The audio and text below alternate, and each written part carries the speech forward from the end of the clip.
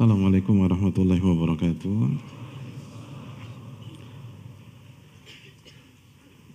Alhamdulillah hamdan katsiran thayyiban mubarakan fihi kama yuhibbu rabbuna wa yarda. Wassalatu wassalamu ala nabiyyina Muhammad wa ala alihi wa sahbihi wa man sara ala nahjihi bi ihsanin ila yaumidin wa ba'd. Hadirin yang dirahmati oleh Allah Subhanahu wa taala, tidak ada kata yang pantas untuk kita ucapkan pada malam hari ini kecuali kata puji-puja kita kepada Allah Subhanahu wa taala atas segala nikmat dan karunia yang Allah berikan kepada kita. Selanjutnya salawat dan salam semoga senantiasa tercurahkan kepada qudwah kita Nabi kita Muhammadin sallallahu alaihi wasallam beserta para keluarga beliau, para sahabat-sahabat beliau dan orang-orang yang istiqomah berjalan di bawah naungan sunnah beliau sampai hari kiamat kelak. Hadirin yang dirahmati oleh Allah Subhanahu wa taala, pertanyaan yang pertama, apa penyesalan orang-orang yang diatap di dalam api neraka pada hari kiamat kelak, dan sebutkan surat, ayat dan redaksinya. Tanpa open book antum. Apa bunyinya? Penyesalannya apa dulu penyesalannya?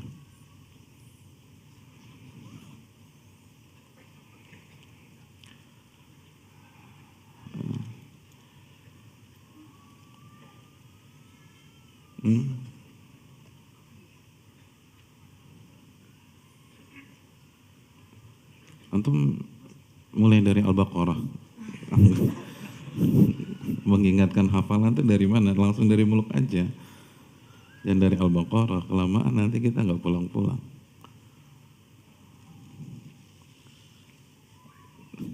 Dari ayat pertama, ini ayat 10 loh. 5, 4, 3, 2, semakin pecah ya. Iya, emang sengaja, itu trik saya. Saya kan pernah jadi murid juga kayak antum. Siapa yang bisa? Yang belakang. Ya antum, belakang antum tirai, nggak mungkin lagi. Depan. Kok masih nengok ke belakang? Oh. Surat apa? Surat apa? Al-Mulk ayat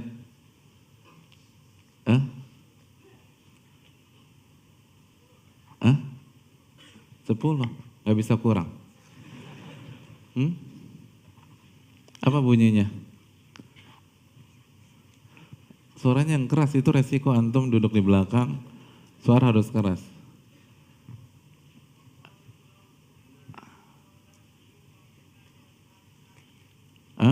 Sekali lagi? Enggak, saya dengar, tapi kayaknya antum ragu bacanya. A'udzubillahi minasyaitonirrajim. Wa qalu law kunna nasma'u. Apa? Wa qalu. Apa huruf atofnya?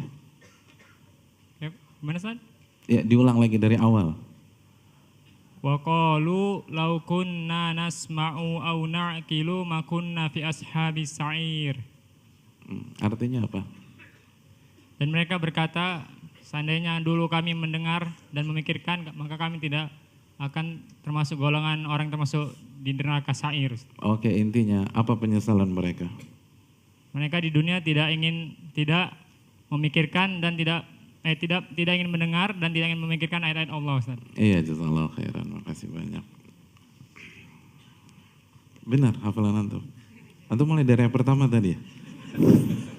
Kelamaan. Nanti deh, insyaallah nanti ada waktunya.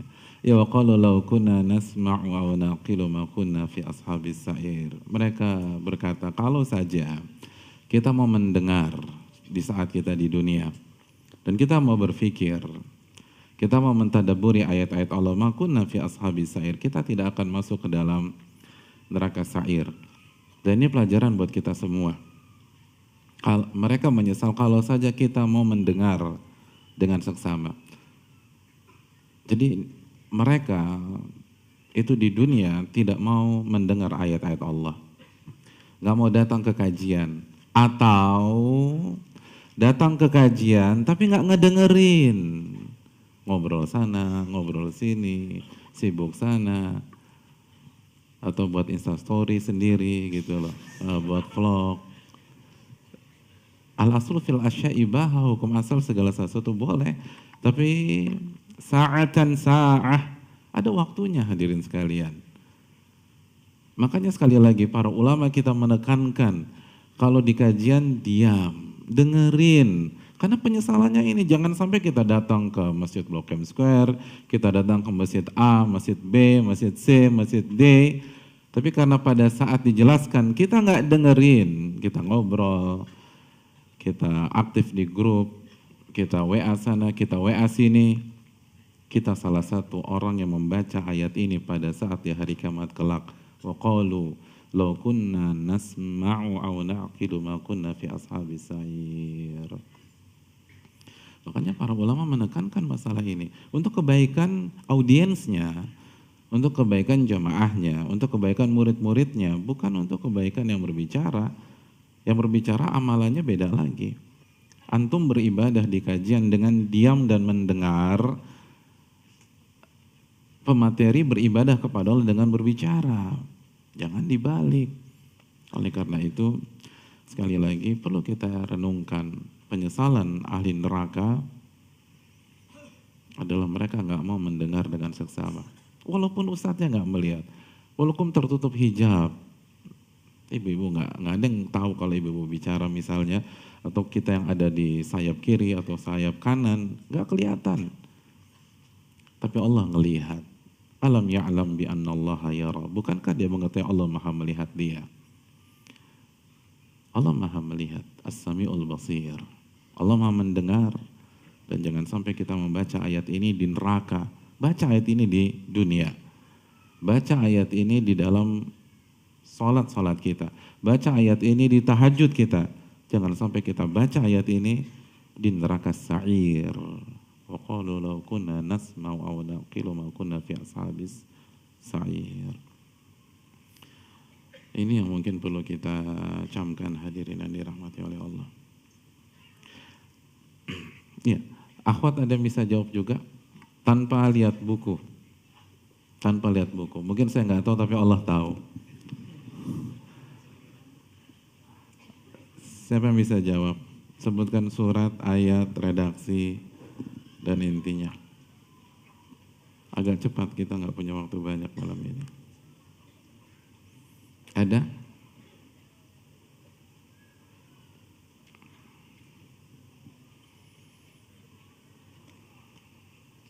Nggak ada, alhamdulillah. Belum Nggak ada, akhwat? ada. Iya, silakan.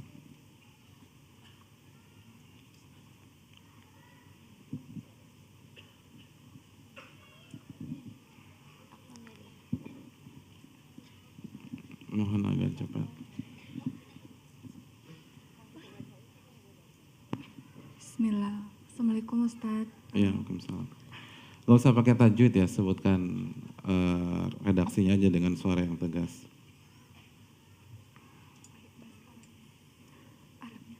Lau kunna nasma'u aw naqilu ma kunna fi ashabis sa'ir. Surat apa? Surat Al-Mulk ayat 10. Artinya apa? Kalau saja aku mendengar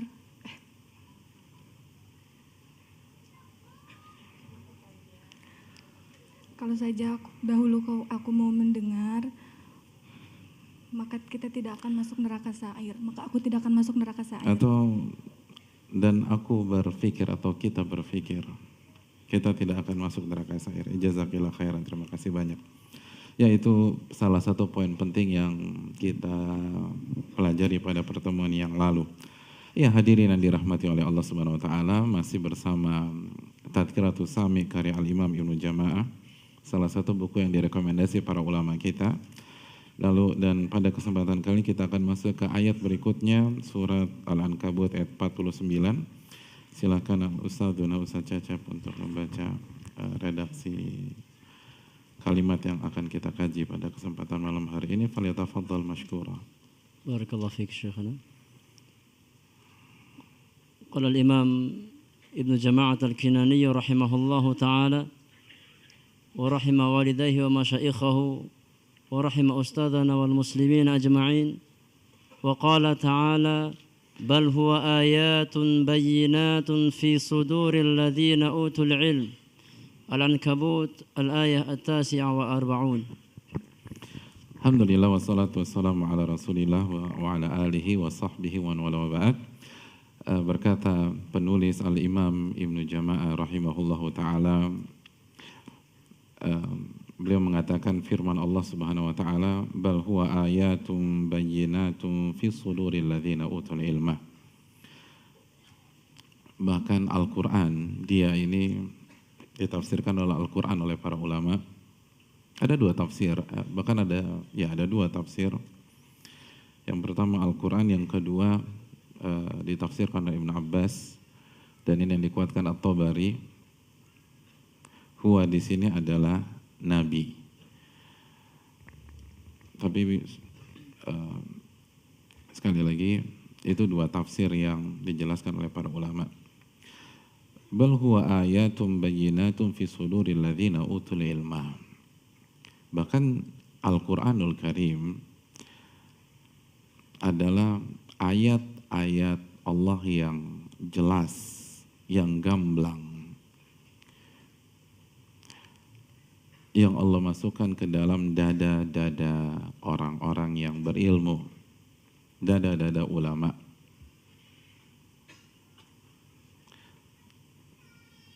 Sebagian menyatakan atau sebagian menjelaskan bahwa fi suduril ladzina utul ilma bisa bermakna para ulama mulai dari sahabat sampai zaman ini, atau fi suduril ladzina utul ilma itu bisa bermakna di dalam dada Nabi.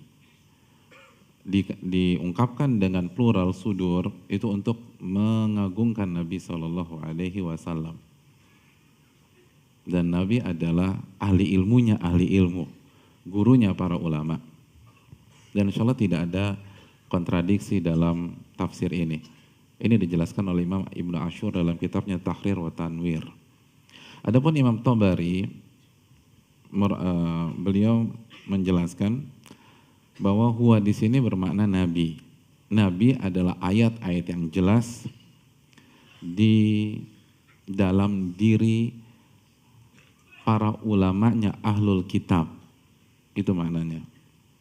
Para ulamanya ahlul kitab. Itu tafsir Al-Imam At-Tabari dan Abdullah bin Abbas dan sebagian para ulama yang lain. Adapun tafsir yang tadi kita bahas itu penjelasan Imam Qurtubi, Al-Baghawi, dan banyak para ulama yang lain juga. Dan insya Allah tidak ada kontradiksi di antara tafsir-tafsir tersebut. Ya, kita bahas makna globalnya. Sekali lagi, Ibnu Jama'ah membawakan ayat ini untuk kita. Al-Quran adalah ayat-ayat yang gamblang yang Allah masukkan ke dalam dada-dada ahli ilmu. Terlepas ahli ilmu itu adalah Nabi SAW, dan tidak ada masalah dengan tafsir ini karena Nabi adalah gurunya dari seluruh ahli ilmu yang datang setelah beliau, atau ahli ilmu dari masa sahabat, tabi'in, tabi'ut tabi'in sampai hari ini. Hadirin yang dirahmati oleh Allah Subhanahu wa taala. Ayat ini adalah ayat yang menunjukkan keutamaan ilmu dan ahli ilmu. Kenapa? Karena kan Ibnu Jama'ah memasukkan ayat ini ke bab keutamaan ilmu dan ahli ilmu. Kenapa Ibnu Jama'ah memasukkan ayat ini ke dalam bab ini? Karena ayat ini adalah dalil tentang keutamaan ahli ilmu. Alasannya, Karena Allah Subhanahu wa taala memasukkan Al-Qur'anul Karim ke dada-dada ahli ilmu, bukan ke orang awam, bukan ke orang bodoh, tapi ke dalam hatinya ahli ilmu. Orang yang punya ilmu, tentu saja semua sesuai dengan kadarnya masing-masing. Ada yang mungkin ilmunya 90%, ada yang mungkin ilmunya 80%, ada yang mungkin ilmunya 70%. Tapi Al-Quran dimasukkan ke dada mereka. Al-Quran dimasukkan ke dada mereka. Ini menunjukkan betapa utamanya ahli ilmu. Kita saja itu tidak akan mau berbicara dengan semua orang. Antum, atau simpel aja lah, seorang pembesar di negeri ini, kalau antum mau ketemu dia, gampang apa susah? Susah. Orang-orang besar tidak berbicara dengan semua orang, tidak ngobrol dengan semua orang. Antum mau ketemu dengan dirut A, mau ketemu dengan menteri B, antum harus buat janji. Itu pun belum tentu diterima di ACC oleh protokolernya. Nggak bisa. Saya mau ketemu ngobrol, nggak bisa. Hanya orang-orang tertentu yang di ACC. Hanya orang-orang penting. Falillahil mathalul a'la. Apalagi Allah Subhanahu wa taala, Allah Rabbul Alamin. Allah berfirman. Dan firman-Nya tidak Allah masukkan ke dalam dada setiap orang. Hanya dada-dada ahli ilmu saja yang Allah berikan. Tidakkah ini menjadi cambuk bagi kita untuk belajar, dan terus belajar agar kita dipilih oleh Allah Subhanahu wa taala. Jadi hadirin yang dirahmati oleh Allah Subhanahu wa taala, ini adalah keutamaan ahli ilmu. Itu sisi yang pertama. Sisi yang kedua, sisi ini dijelaskan oleh Imam As-Sa'di rahimahullahu ta'ala. Kata beliau, jika dada dan hatinya ahli ilmu yang Allah jadikan tempat berlabuh untuk firman-firman-Nya, maka ahli ilmu adalah hujjah bagi orang awam. Artinya orang awam harus berkiblat ke mereka.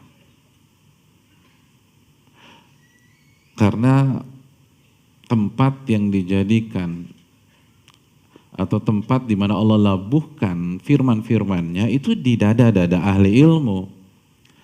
Maka kita sebagai orang awam, kalau ada sesuatu kembali ke mereka. Karena mereka hujjah. Kalau mereka bilang jalan, tentu saja bukan karena hawa nafsu, bukan karena mood mereka, tapi karena firman-firman Allah yang ada di dalam dada mereka. Karena ilmu mereka, karena mereka tahu ayatnya, mereka tahu hadisnya, mereka ngerti kaedahnya, dan kita nggak tahu, dan kita nggak paham.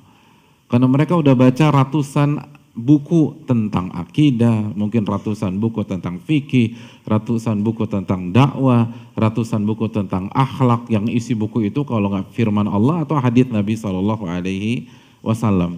Maka ada apa-apa yang berkaitan dengan agama, kembalikan ke mereka. Jangan kita bergerak sendiri, jangan kita melakukan manuver sendiri, jangan kita buat ibadah sendiri. Jangan kita beramal menurut feeling kita atau pengalaman kita dulu, gak bisa. Karena yang ilmu itu dilabuhkan di dalam dada mereka, bukan dada kita. Kecuali kalau kita ahli ilmu juga. Maka ini keutamaan bagi ahli ilmu, kata para ulama. Mereka adalah hujjah bagi manusia. Mereka hujjah bagi orang-orang yang bukan ahli ilmu, yang bukan ulama. Kalau mereka bilang maju, kita maju. Kalau mereka bilang mundur, kita mundur. Kalau mereka persilakan kita mengerjakan sholat tertentu karena ada hadisnya, silakan sholat itu. Kalau mereka bilang jangan karena tidak ada riwayatnya, atau mungkin kalau ada hadisnya lemah, ada hadisnya palsu, maka kita diam. Karena parameternya di mereka, kecuali jika mereka tergelincir dan arahannya tidak sesuai dengan dalil. Dan itu pun tidak mungkin seluruh para ulama. La tajtami ummati ala dhalalah. Umatku tidak mungkin bersepakat dalam hal yang keliru. Mungkin tergelincir, tapi mungkin satu dua dan yang lain mengingatkan. Yang lain meluruskan, yang lain mengklarifikasi. Tapi selama tidak ada bukti bahwa keterangan mereka bertabrakan dengan dalil, bertentangan dengan hadis yang sahih, yang valid, maka kita harus kembalikan kepada mereka. Kita harus kembalikan kepada mereka.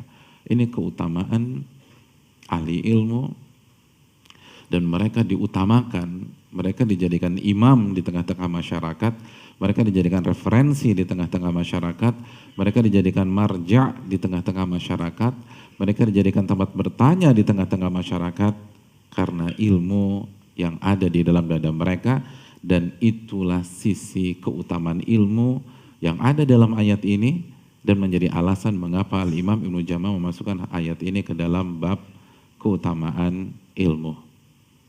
Bisa dipahami hadirin? Ya. Masya Allah nih, enak kalau ngajar yang pinter-pinter tuh enak, langsung paham. Nah, padahal yang nerangin nggak jago dalam menerangkannya. Iya, pelajaran yang ketiga, sisi yang ketiga, ini faedah dari Al-Imam Al-Qurtubi dalam tafsirnya. Al-Imam Al-Qurtubi dalam tafsirnya, kalau sebelumnya kan Al-Imam As-Sa'di.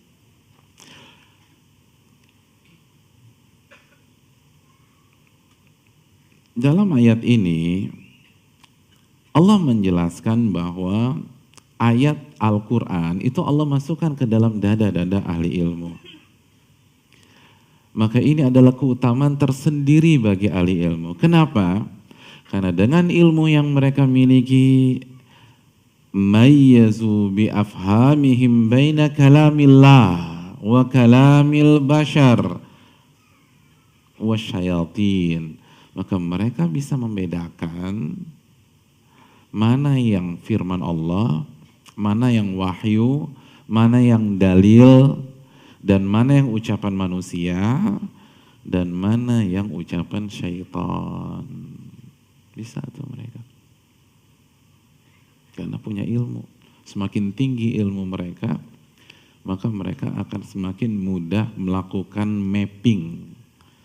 Mana yang wahyu, mana yang benar, mana yang ucapan manusia, bisa salah, bisa ditolak, meragukan, mana yang jelas-jelas ini ucapan dari syaitan. Hadirin, kalau orang sudah bisa membuat mapping dalam masalah ini, itu hidupnya gak akan dibohongin orang. Gak akan ditipu sama iblis. Gak akan tuh. Gak akan. Karena dia tahu, karena punya ilmu. Karena punya ilmu. Contohnya antum bubaran kajian jam 12 siang. Misalnya antum bawa mobil sendiri.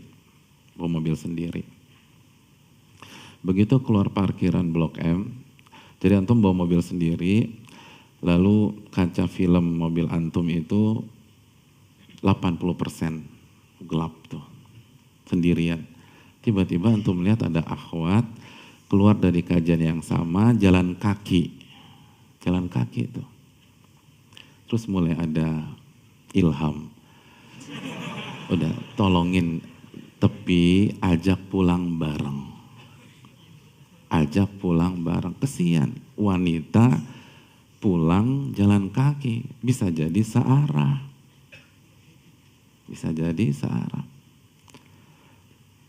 Ajak pulang bareng aja. Kan menolong orang itu pahala. Menolong orang itu amal soleh. menolong orang itu ibadah. Panas-panas. Ingat nggak dalil man naffasa an mu'min kurbatan min kurabi dunia naffasallahu anhu kurbatan min kurabil akhirah. Barang siapa yang menghilangkan kesulitan seorang mukmin di dunia, Allah akan hilangkan kesulitannya di akhirat. Gitu tuh. Itu ilhamnya tuh. Nah, kalau antum punya ilmu, antum bisa buat mapping. Ini benar-benar buah dari firman Allah, hadis Nabi, atau ucapan syaiton tapi yang KW super. Kan pakai hadis gitu loh. Ini pakai hadis nih. Hadisnya ini kan berat gitu. Kalau udah bawa-bawa hadis kan iya benar juga ya. Udah gue ajak bareng aja deh. Antum cek deh di dalam dada antum. Ada hadis tentang berdua-duaan gak ya di tempat yang tidak bisa dijamah atau dipantau oleh mata-mata manusia. Antum ketemu hadisnya. La yakhluwanna rajulun bimra'atin illa wa syaitanu thalithuhuma. Tidaklah seorang laki-laki berdua-duaan dengan wanita kecuali ketiganya syaitan gitu. Oh berarti ini talbis iblis. Nggak jadi, astagfirullah. Antum tancap gas tuh gitu, nggak jadi ini. Tapi kalau orang yang nggak berilmu kemakan tuh sama syaitan, kemakan. Akhirnya nepi, kebetulan akhwatnya juga newbie, baru ngaji nih yang pertama. Jadi nggak sama-sama nggak ngerti, akhirnya pulang bareng gitu loh. Pulang bareng, ngobrol lah, tukeran nomor telepon, terus besok paginya bangunin sholat subuh, kan repot. Jadi udah susah kalau begini. Nah ini karena nggak bisa ngebedain mana benar-benar firman Allah yang datangnya dari Allah, mana ucapan manusia, mana talbis iblis. Ini masalahnya orang awam kan begitu. Karena cuma tahu 1-2 ayat, 1-2 hadis, pikir dia udah tahu semuanya. Akhirnya salah tuh. Nah ahli ilmu nggak demikian.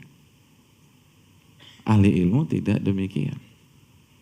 Makanya kan dalam riwayat Imam Ahmad di detik-detik terakhirnya itu digoda oleh syaitan, Imam Ahmad sekarang Anda sudah selamat dari saya. Kata Imam Ahmad, belum, sampai saya meninggal dunia dan di atas al-haq, di atas la ilaha illallah baru saya selamat.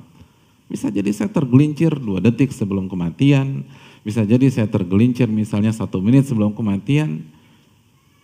Dan salah satu awal dari kegagalan dan kekalahan kan kelengahan. Nah syaitan ingin buat Imam Ahmad lengah. Anda udah selamat, tenang aja, udah selamat nih. Udah sebentar lagi meninggal. Belum, kata Imam. Kenapa? Hafal 1 juta hadis, ngerti. Oh ini talbis iblis nih. Ini talbis iblis. Gak mau Imam Ahmad. Jadi hadirin yang dirahmati Allah. Ini yang dijelaskan Imam Qurtubi ini benar banget. Ketika ilmu itu di dada ahli ilmu, mereka lah yang bisa membedakan mana firman Allah, mana konsep Allah, mana manhaj Allah, mana tauhid, mana sunnah, mana ketaatan, mana ucapan manusia, dan mana yang ucapan-ucapan syaitan untuk menggoda kita.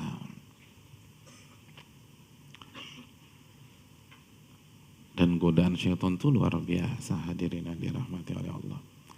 Makanya kita harus belajar biar hidup kita hidup itu dengan mapping yang kuat. Kita bisa membuat klasifikasi. Oh enggak, ini enggak benar nih orang. Oh ini orang dibahas oleh Nabi SAW. Oh ini bukan orang yang baik.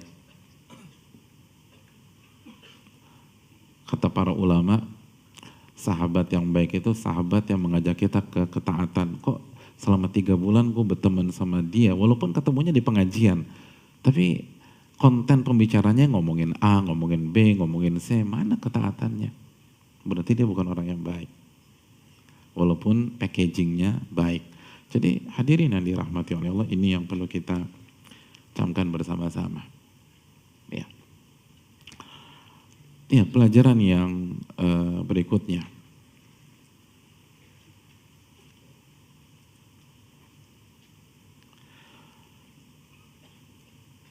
Hadirin yang dimuliakan oleh Allah Subhanahu wa taala. Pelajaran yang berikutnya, dalam ayat ini secara gamblang, secara tegas Allah menjelaskan bahwa tempatnya ilmu itu adalah hati. Tempatnya ilmu adalah hati. Fi suduril ladzina utul ilma.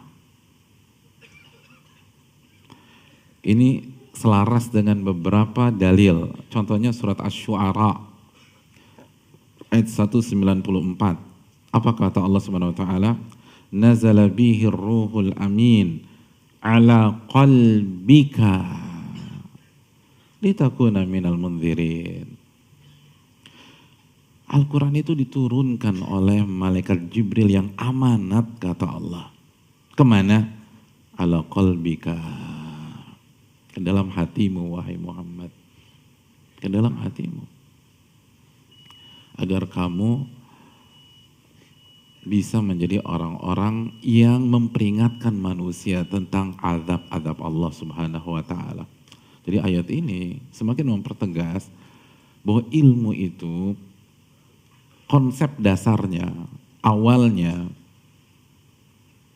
itu di hati. Bukan sebatas di otak. Bukan sebatas di kecerdasan seseorang. Kecerdasan itu penting.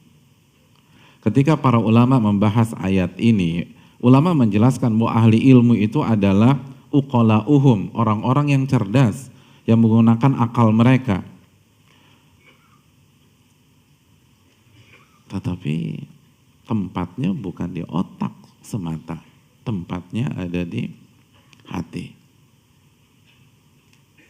Ini tempatnya ilmu. Kita akan lanjutkan ba'da salat Isya insyaallah ta'ala, dan kita akan jelaskan bagaimana kecerdasan saja tidak cukup untuk sukses di dunia ilmu, dan beberapa contoh-contohnya. Wassalamualaikum ala nabiyina Muhammad wa ala alihi wa sahbihi ajma'in. Assalamualaikum warahmatullahi wabarakatuh. Alhamdulillah wassalatu wassalamu ala rasulillah wa ala alihi wa sahbihi wa man tabi'al huda ila yaumidin wa ba'd. Hadirin yang dirahmati oleh Allah Subhanahu wa taala, kita masuk, jazakallahu khairan. Kita masuk ke poin bahwa tempat atau inti dari ilmu adalah hati, bukan kecerdasan. Kecerdasan itu penting, hadirin sekalian, sebagaimana disampaikan oleh Imam As-Sa'di.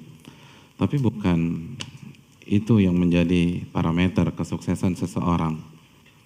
Bukan itu.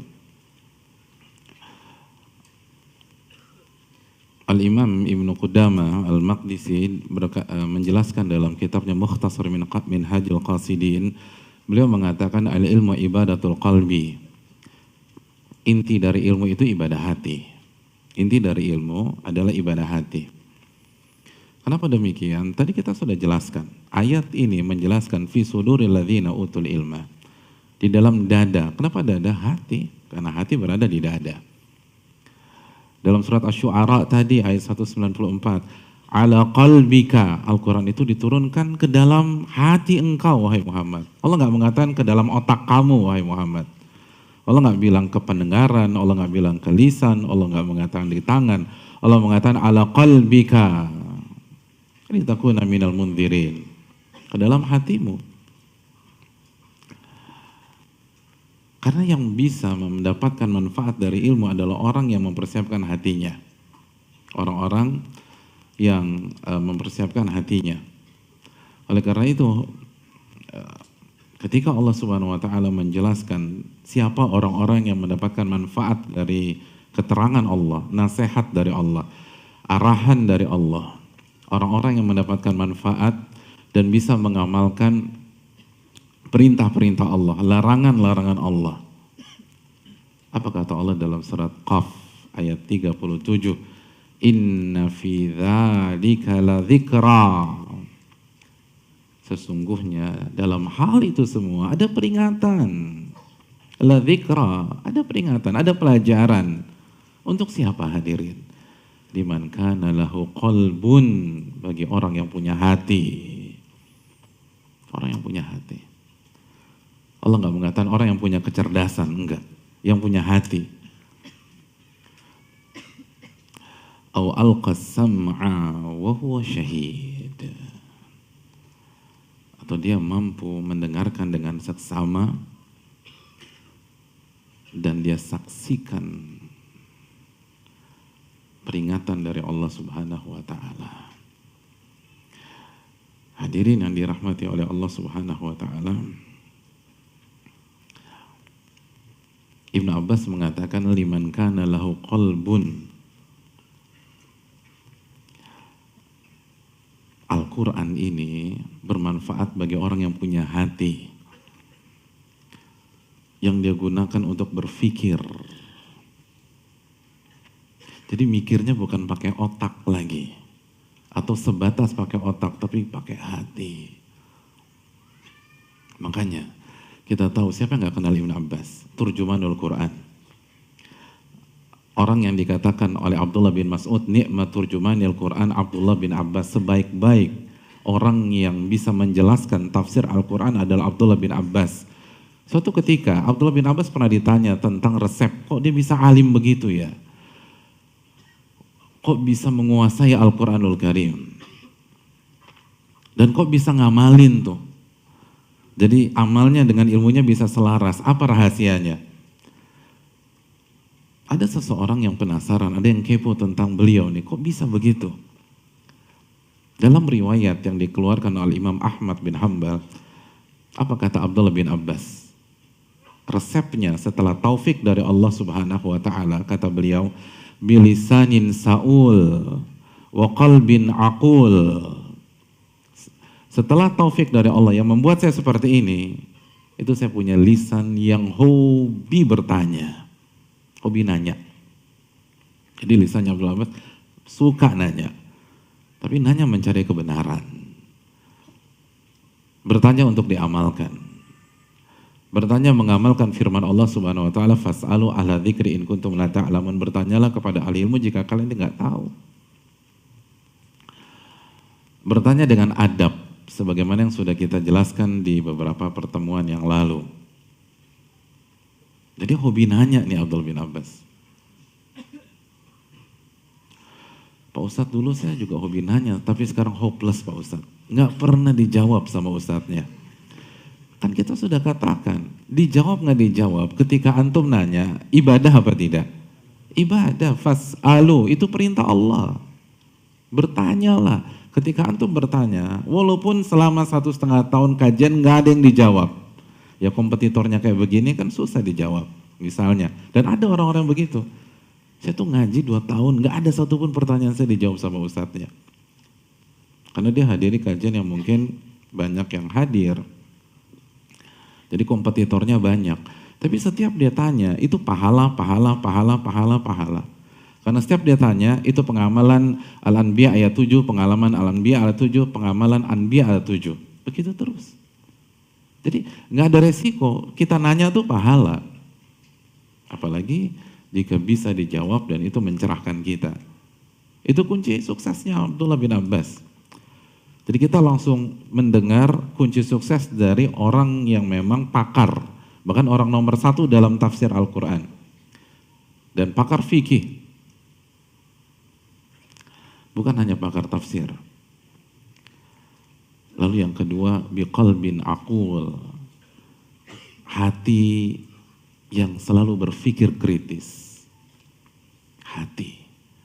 Abdullah bin Abbas nggak mengatakan dimag, otak, enggak, hati. Jadi mikirnya pakai hati.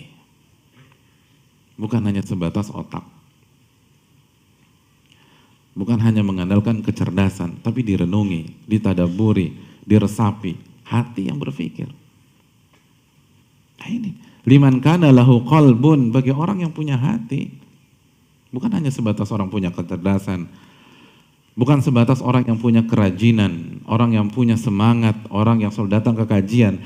Kalau dia nggak punya hati, nggak dapat manfaat, kata Allah. Allah jamin, liman kana lahu qalbun. Ini Al-Quran berguna hanya untuk orang yang punya hati. Orang yang punya hati. Wa alqas sam'a, dan ketika mendengarkan, dia dengarkan dengan seksama, serius. Wa huwa syahid. Di dalam tafsir Al-Baghawi, maksudnya hadirul qalbi laisa bighafilin wala sah. Jadi ketika datang ke kajian atau mungkin dengerin di YouTube dan seterusnya, itu dengerin dengan seksama dan dia hadirkan hatinya. Lagi-lagi hati, kata para ulama. Lagi-lagi hati. Jadi kalau udah dengerin kajian di radio sambil nyapu, sambil masak, sambil ngepel, sambil ngobrol sama tukang sayur, nggak akan bisa. Atau misalnya datang ke kajian sambil ngobrol, sambil WA-WA-an, nggak ada manfaatnya. Bukan saya mengatakan, saya nggak berhak menjudge orang. Qaf 37. Liman kana lahu qalbun aw alqas sam'a wa huwa syahid. Ini semua pelajaran hanya untuk orang yang punya hati. Dan ketika belajar pakai hati, bukan hanya pakai kecerdasan. Bukan hanya mengandalkan ketekunan, bukan hanya mengandalkan catatan yang komplit sampai koma-komanya dicatat. Enggak. Itu penting, itu positif, itu perlu diapresiasi. Tapi kalau kita nggak menghadirkan hati yang ikhlas, hati yang penuh dengan tauhid, hati yang ingin berubah, hati yang khusyuk, hati yang memupuk cinta kepada Allah Subhanahu Wa Taala, hati yang nggak bergantung kepada makhluk, nggak bisa, gagal. Abdullah bin Abbas begitu luar biasa, bukan hanya mengandalkan ketekunan, bukan hanya mengandalkan kecerdasan, walaupun beliau cerdas, bukan hanya mengandalkan hubungan keluarga, beliau sepupu Rasul Shallallahu Alaihi Wasallam, tapi pakai hati, hadirin, pakai hati yang tawadu, hati yang nggak sombong, yang nggak merasa diri suci. Hati yang gak ngeremehin orang, hati yang penuh dengan al-wala, yang cinta kepada umat Islam, cinta kepada ahli tauhid, cinta kepada ahli kiblah. Hati yang tidak suka dengan kemaksiatan, tidak suka dengan kesyirikan. Itu hati yang seperti itu. Kalau enggak bisa. Yang berfirman, yang bilang, yang mendapatkan pelajaran, liman kana lahu qalbun. Yang berfirman, yang menyatakan fi suduril ladzina utul ilma, di dalam dada ahli ilmu, bukan di kepalanya ahli ilmu. Di dada. Allah mengatakan di dada, bukan di kepala. Yang berfirman, yang menyatakan ala qalbika, di dalam hatimu wahai Muhammad, bukan di otakmu. Lalu kita berharap sukses di dunia ilmu, sukses hijrah, sukses kajian hanya mengandalkan kecerdasan, network, terus kenal sana, kenal sini, mengandalkan penampilan, mengandalkan ketekunan, hafal 30 juz, 29 juz. Gak bisa. Gagal. Bahkan bisa jadi sesat, bukan hanya gagal, sesat. Apa kata Nabi SAW tentang orang Khawarij? Yaqra'un al-Quran. Orang Khawarij baca Al-Quran gak hadirin? Baca Al-Quran. Terus apa kelanjutannya? Wala yujawizu taraqiyahum. Tapi Al-Quran itu tidak melewati kerongkongan mereka. Berarti ilmunya kemana? Sini doang nih, sini nih. Sini. Ini kan kerongkongan. Berarti ilmunya cuma sampai di sini aja nih, sini. Gak melewati ke sini. Itu yang dijelaskan Al-Imam Ibn Rajab dalam kitabnya Warathatul Anbiya. Ilmunya Khawarij itu cuma sampai kepala, gak masuk ke hati. Walaupun banyak di antara mereka penghafal Al-Quran, Nabi yang mengatakan yaqra'un Al-Quran. Mereka pembaca Al-Quran.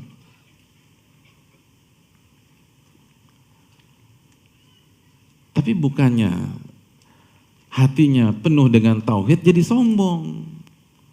Saking sombongnya merasa lebih pintar, merasa lebih suci daripada Ali bin Abi Thalib radhiyallahu ta'ala. Bayangkan. Dan gembongnya memvonis Nabi nggak adil. I'dil ya Muhammad fa innaka lam ta'dil. Berlaku adil wahai Muhammad. Kamu tuh nggak adil. Bayangkan itu gembongnya tuh. Jadi kalau ilmu kita cuma sampai di sini, itu kan ngerenain orang. Itu udah terbukti tuh. Itu dalam loh. Wala yujawizu taraqiyahum. Ilmunya nggak sampai ke terongkol, nggak masuk ke sini nih. Nggak sampai dada. Muter aja di sini. Akhirnya Ali sesat. Sahabat dikafirkan. Nabi dibilang gak adil sama dia. So jago lah. Jadi orang yang ilmunya cuma sampai kepala begitu tuh. Hadirin yang dirahmati oleh Allah Subhanahu wa taala. Dan sejarah sudah mencatat. Makanya kata Hasan Al-Basri, kata beliau, al-ilmu ilman. Ilmu itu ada dua. Yang pertama ilmu lisan.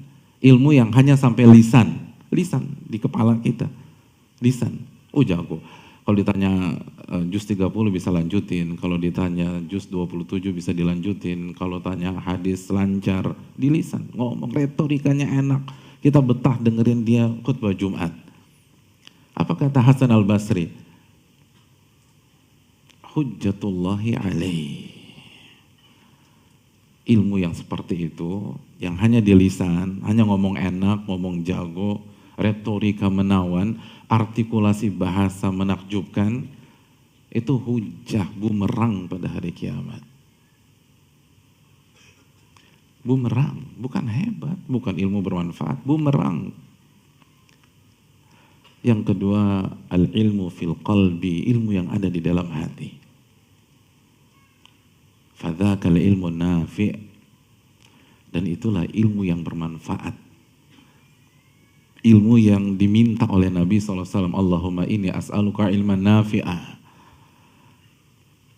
Dan kita baca setiap pagi, kan kita baca itu setiap pagi, Allahumma inni as'aluka ilman nafi'ah wa rizqan thayyibah wa amalan mutaqabbal. Itu tuh, itu hakikatnya ilmu yang sampai ke hati, bukan hanya dengan lisan. Dan sejarah mencatat, betapa banyak orang-orang cerdas, tapi ketika tidak memainkan hatinya, sesat. Bishr al-Mu'tamir, apa kata Al-Zahabi? Al-Imam Zahabi salah satu ulama mazhab Syafi'i, beliau mengatakan, zakiyan, fatinan, walam yu'tal huda. Bishr al-Mu'tamir itu orang cerdas, jenius. Tapi Allah gak kasih hidayah taufik buat dia. Sesat. Cerdas. Yang bilang cerdas bukan kita. Yang bilang cerdas bukan dokter pada hari ini. Yang bilang cerdas Al-Imam Al-Zahabi Al-Syafi'i. Dan banyak Al-Jubai itu kurang cerdas apa? Sesat. Al-Qadhi Abdul Jabbar kurang cerdas apa? Sesat. Al-Imam Jahil itu kurang cerdas apa? Kurang rajin apa? Kata Imam Zahabi, Al-Imam Al-Jahid itu tidaklah megang satu buku kecuali harus dihatamkan, baru dia tinggalkan buku itu. Jadi kalau dia udah pegang buku, dia nggak akan letakkan buku ini sampai dia baca dari halaman pertama sampai halaman terakhir. Kalau nggak akan. Insya Allah. Itu kalau megang buku. Gila baca. Hobinya saya rasa nggak ada sekarang. Udah punah nih hobi. Iya. Kalau dia bangkit lagi dari kuburnya, kalau ini nggak mungkin. Kalau dia bangkit lagi kuburnya, terus dia ngeliat beberapa toko buku di ibu kota ini nggak boleh sebut nama ya. Oke, nggak usah kita nggak sebut nama. Antum tonton toko buku A, toko buku B, itu dia akan pergi ke manajemennya. Lalu dia bilang, tolong sterilkan toko buku ini, saya sewa. Lalu setelah itu dia baca seluruh buku yang ada di toko buku itu sampai selesai. Selesai. Disewa tuh. Disewa, toko buku disewa. Dibaca semuanya. Kalau kita kan cari yang gratisan, yang cari kebuka, terus juga nggak bayar. Itu pun juga kayaknya udah mulai punah ya. Semenjak ada sosmed kayaknya kurang tertarik kita baca buku-buku seperti itu. Saya nggak tahu ya. Itu pun cuma baca 1 buku, 2 buku. Ini dia sewa, dia fair gitu loh. Kalau kita kan nyari gratisan. Terus kalau misalnya diplastikin lihat mbak-mbaknya, terus dibuka-buka, terus dibaca-baca. Gitu. Iya kan udah pengalaman lah semuanya. Gitu, iya. Terus nggak beli gitu loh, nggak beli tuh. Udah dibuka plastiknya nggak beli. Nyari, dia fair, dia sewa tuh. Pokoknya steril ya, nggak ada orang boleh masuk kecuali saya. Semua dibaca, tapi sesat, hadirin yang dirahmati oleh Allah SWT. Jadi hadirin yang dirahmati oleh Allah Subhanahu Wa Taala, ini yang perlu kita renungkan, ini yang perlu kita pikirkan.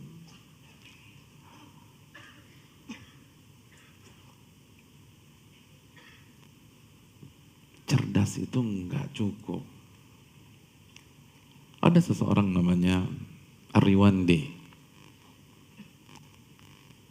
atau Ibnu Rawandi, Ahmad bin Yahya.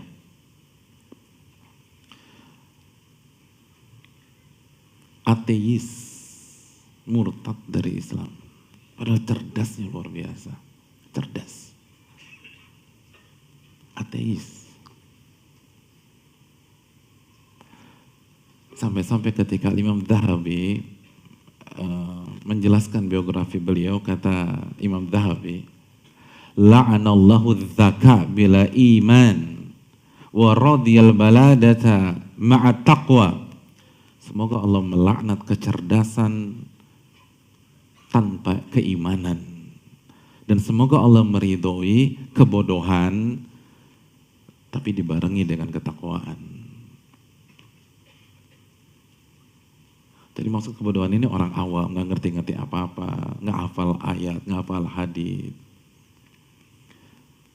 Andalannya cuma trikul lagi gitu loh. Tapi komit tuh sama Allah, tauhidnya bagus. Nggak mau beribadah kepada selain Allah. Udah sami'na wa ta'na deh. Dikasih ayat nurut, dikasih perintah nurut. Daripada kecerdasan, tapi nggak pakai iman, ngebantah lagi. Sesat.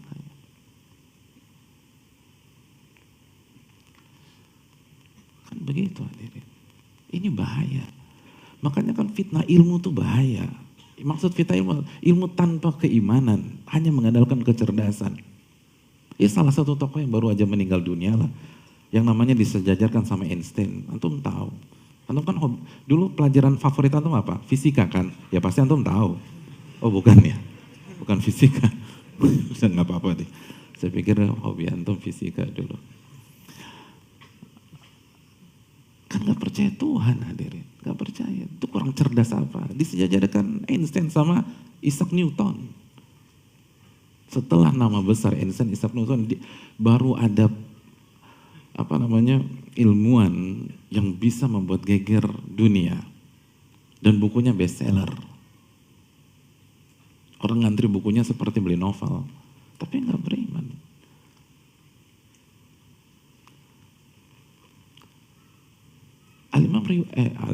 Riwandi ini itu cerdas. Dan awalnya baik-baik. Adz-Dzahabi mengatakan ini orang ini awalnya baik, tapi karena beberapa faktor menyimpang dia.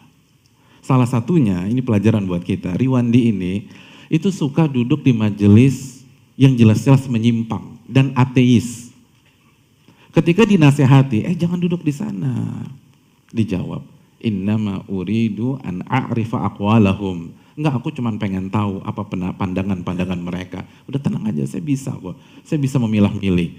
Saya bisa memilah yang baik, yang buruk, bisa disensor. Saya kan cerdas. Saya pengen tahu ucapan-ucapan mereka aja. Kebawa hadirin. Murtad, ateis, ilhad. Itu orang cerdas. Itu diriwayatkan. Itu dia pernah dibayar untuk menulis buku yang menyerang Islam. Judulnya kalau nggak salah An-Nusra 'alal Muslimin. Buku yang isinya untuk menyerang Islam, menjatuhkan Islam. Demi fulus, demi duit. Ditulis tuh bukunya tuh. Begitu diserahkan bukunya, mana bayaran saya? Dikasih duit berapa dirham. Begitu dia dapat duitnya, dia tulis lagi buku bantahan terhadap bukunya. Terus dia tawarin sama yang meng-hire dia. Kalau lo nggak bayar lagi, saya keluarkan lagi ke pasaran. Akhirnya dibayar lagi 2 kali biar dia bungkam. Subhanallah. Lu fulus, otaknya duit.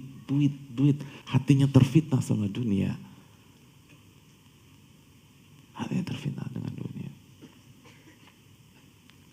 Makanya Imam Zahabi kasih komentar yang tajam banget. Semoga Allah melaknat kecerdasan tanpa iman. Dan semoga Allah SWT meridhoi keawaman, yang lebih tepat keawaman, tapi selalu berusaha bertakwa kepada Allah Subhanahu wa Ta'ala. Dan contoh yang terakhir misalnya Wasil bin Atta, kita tahu siapa orang ini. Itu kurang top apa hadirin orang ini. Gurunya Hasan al-Basri. Hasan al-Basri. Ulama besar di Irak tuh gurunya. Lalu muridnya cerdasnya minta ampun. Wasil bin Atta. Wasil bin Atta itu luar biasa amat cerdas. Makanya hadirin dan sempat saya sampaikan di beberapa majelis, tapi saya belum jelaskan di majelis ini. Suatu ketika ada perkumpulan, ada acara di Irak, lalu dihadiri oleh banyak sekali umat, banyak sekali manusia, dan pembicara-pembicara handal, pakar-pakar bahasa datang. Di antara yang datang Khalid bin Safwan, di antara lagi Syabib bin Syaibah, itu para pakar-pakar bahasa, para khatib-khatib pada saat itu. Al-Fadl bin Is juga hadir, dan di antara yang hadir Wasil bin Atta. Dan kita tahu bersama bahwa Wasil bin Atta sudah dikenal oleh banyak orang, itu orangnya cadel. Berarti dia nggak bisa mengucapkan huruf apa? R, ro. Kan orang Irak, bukan orang Indo. Nggak ada di Irak R, ro. Kan tadi udah bilang nih, orang Irak belajarnya sama Hasan al-Basri di Basra. Kok R, ro.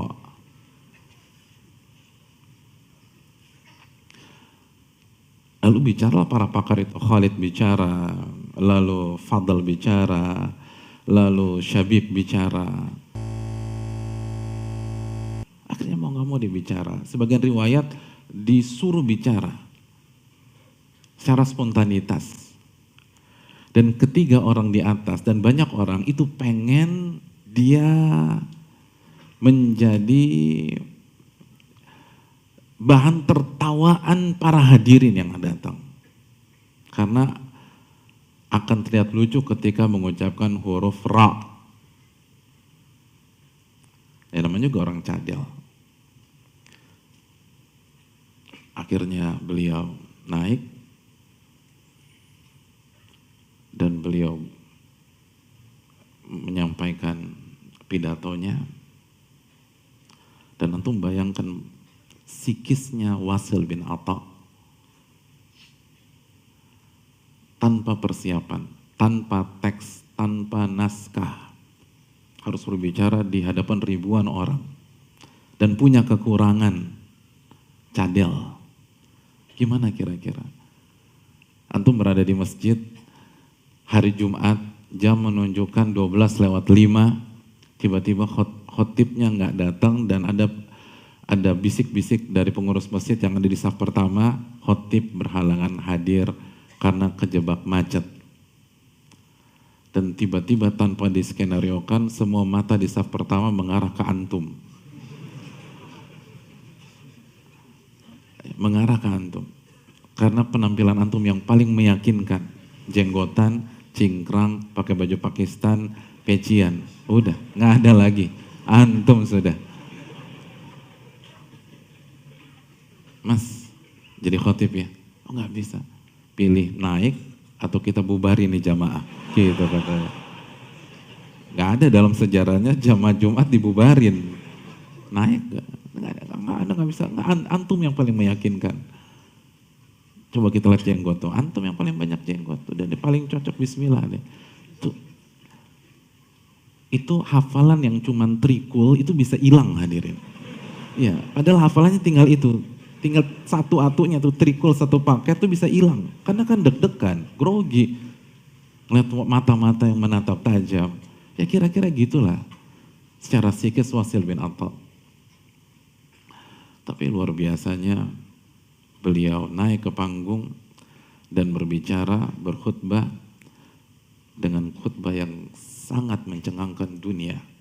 Khutbah yang redaksinya masih tercatat di dalam buku-buku bahasa sampai hari ini.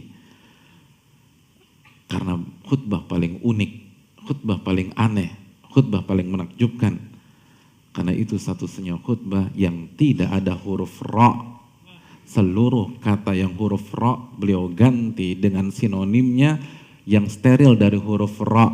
Dari awal sampai akhir tidak ada huruf ra-nya. Allahu Akbar. Luar biasa. Luar biasa. Jadi beliau alhamdulillah qadim bila ghaya, al-baqi bila nihaya, alladzi ala fi dunuwi wa dana fi uluwi, dan seterusnya. Itu baru kalimat pertama. Kalimat pertama. Gak ada rohnya sampai akhir. Gak ada huruf roh. Coba kalau kita buat sayembara malam ini, siapa yang bisa buat khutbah Jumat selama 1 bulan tanpa huruf ra kita kasih hadiah? Antum bisa nggak? Tanpa huruf ra khutbah Jumat. Dan kata para ulama bahasa, huruf ra itu salah satu huruf yang paling nggak bisa ditinggalin oleh orang Arab ketika berbicara sehari-hari. Dan yang menakjubkannya hadirin, Adz-Dzahabi mengatakan, saking cerdasnya nih orang, selama hidupnya beliau bicara tanpa huruf ra. Jadi bukan hanya khutbah itu tadi aja. Bicara sehari-hari itu nggak kedengeran huruf ra. Semua diganti sama dia. Diganti. Tiap hari ngobrol biasa nih. Curhat nggak pakai huruf ra, antum bisa nggak? Lagi galau gitu, terus antum suruh, pokoknya aku mau dengerin curhatan kamu asal nggak ada huruf R-nya. Bisa antum? Nggak bisa, mendingan cari yang lain, curhat sama yang lain. Ini dia nggak pakai huruf R, nggak pakai huruf R, nggak pakai huruf ra. Setiap saat dihindarin terus huruf ra ketika bicara. Aduh ngeri ya. Tapi Mu'tazilah, tapi sesat, tapi tidak berjalan di jalan yang lurus.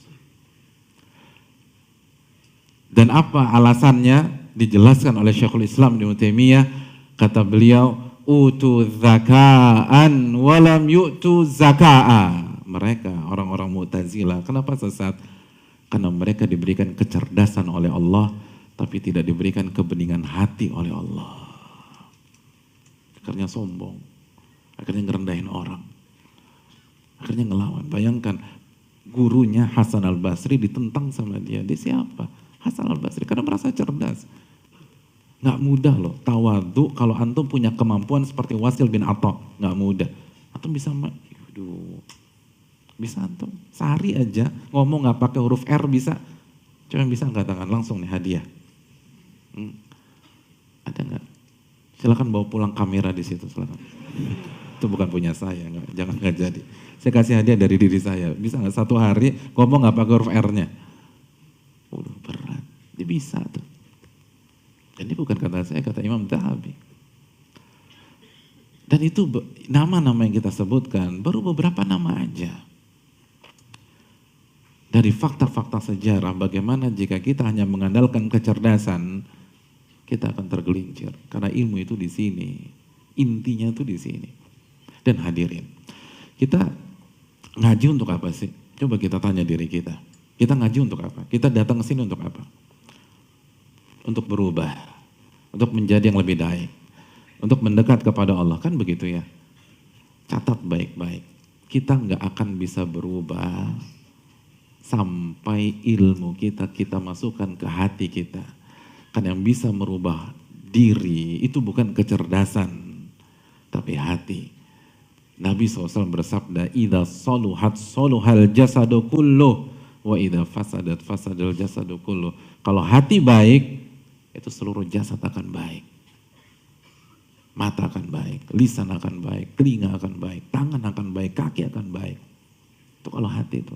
Wa idza fasadat fasadal jasadu kullu. Kalau hati rusak, itu semua rusak tuh. Walaupun ngaji tahunan, lisan tetap nyablak. Lisan gibahin orang. Lisan suka sama isu dan fitnah. Mata juga liar. Telinga tuh hobi dengar-dengar yang gak jelas. Nabi katakan, idza saluhat, jika hati baik. Nabi gak mengatakan, jika kecerdasannya luar biasa, atau jika IQ-nya 140-an, saluhal jasadu kullu, maka seluruh anggota badan akan baik. Enggak ada hadis demikian. Hadisnya, jika hati baik, semua akan baik. Jika hati penuh dengan tauhid kepada Allah. Jika hati hanya berharap kepada Allah. Jika hati ikhlas ketika belajar. Ketika hati ini takut kepada Allah, itu baru terjadi perubahan. Jadi jangan berharap ngaji itu merubah kita kalau ilmu itu hanya kita masukkan ke kepala kita. Kalau ilmu itu hanya sampai ke kecerdasan kita. Mungkin kita jadi orang yang pintar, kita bisa jawab pertanyaan, kita menghafal banyak ayat, tapi nggak ada perubahan. Karena perubahan itu diawali dengan hati. Dan ini bukan murji'ah, bukan yang penting hati, makanya kan ditekankan jika hati baik semuanya baik. Semua baik. Kaki semangat ke masjid, semangat beribadah, tangan semangat nyumbang, semangat takbiratul ihram, tangan gak mau sentuh lawan jenis yang bukan mahram, gak mau. Baik semua tuh hadirin sekalian, kalau hati. Jadi kalau kita datang ngaji, ingin berubah, ilmu itu harus sampai ke hati, ditadaburi, wa huwa syahid. Dan kuncinya simpel, gak ribet, asal fokus aja. Asal kita jangan berhenti sampai kita catat, lalu kita dengarkan, tapi masukkan ke dalam hati kita. Pulang dari kajian manapun, bisa kajian malam ini atau kajian ustadz-ustadz lain, di perjalanan tuh resapi hadirin sekalian, evaluasi diri, introspeksi, bercermin, saya udah baik atau belum, saya sudah amalin atau belum. Karena kalau sekali lagi ilmu kita hanya sampai kepala, apa bedanya kita dengan khawarij? Apa bedanya? La yujawizu tarakiyahum. Ilmunya nggak menembus kerongkongannya. Udah mentok sini-sini aja itu ilmu. Sesat. Ayo masukkan ke hati. Makanya kenapa para ulama dulu mereka bisa berubah, mereka bisa jadi lebih baik. Kenapa Umar bin Khattab yang awalnya kasar bisa lembut, bisa santun, karena masuk ke dalam hati. Gak hanya retorika, gak hanya hafalan. Walaupun retorika penting, hafalan penting, kecerdasan penting, tapi kalau berhenti sampai di sana, Allah katakan gak ada manfaatnya. Hasan al-Basri mengatakan gak ada manfaatnya. Dan gak ada perubahan. Ngaji 5 tahun, ngaji 10 tahun, gak ada perubahan. Lisan tetap kasar. Gak ada cinta kepada umat Islam. merasa diri paling besar, paling suci, paling bertakwa, begitu. Ya kan Khawarij gitu tuh. Jadi pokoknya kalau Mu'tazilah kan begitu. Mu'tazilah mainnya akal terus. Makanya takdimul akal ala nakal kan masalahnya. Selalu mengedepankan logika, kecerdasan dibanding wahyu. Karena merasa diri cerdas. Jadi parameter kebenaran akal. Dia lupa akal itu subjektif. Akal kita beda dengan akal teman kita. Jadi banyak orang lupa bahwa ketika dia main logika, dia merubah konsep kebenaran dari objektivitas ke subjektivitas. Dan itu berantakan semuanya. Oleh karena itu, sekali lagi hadirin, jangan hanya sampai ke kecerdasan. Kecerdasan harus dibawa ke hati. Dibawa ke hati. Itu yang membuat para ulama kita luar biasa.